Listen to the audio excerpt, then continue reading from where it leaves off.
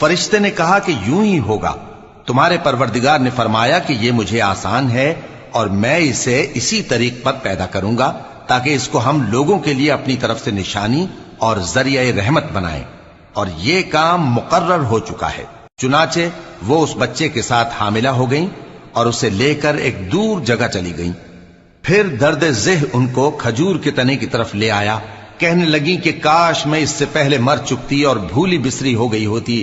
تب ان کے ٹیلے کے نیچے کی جانب سے فرشتے نے ان کو آواز دی کہ غمناک نہ ہو، تمہارے پروردگار نے تمہارے نیچے ایک چشمہ پیدا کر دیا ہے، اور کھجور کے تنے کو پکڑ کر اپنی طرف ہلاؤ، وہ تم پر تازہ عمدہ کھجوریں گرائے گا، تو کھاؤ اور پیو اور آنکھیں ٹھنڈی کرو۔ اگر تم کسی آدمی کو دیکھو تو کہنا کہ میں نے اللہ کے لیے روزے کی منت مانی، تو آج میں کسی آدمی سے ہرگز کلام نہیں کروں گی۔ پھر وہ اس بچے کو اٹھا کر اپنی برادری والوں کے پاس لے آئیں۔ وہ کہنے لگے کہ مریم، یہ تو نے برا کام کیا۔ اے ہارون کی بہن، نہ تو تیرا باپ ہی برا آدمی تھا اور نہ تیری ماں ہی بدکار تھی۔ تو مریم نے اس بچے کی طرف اشارہ کیا۔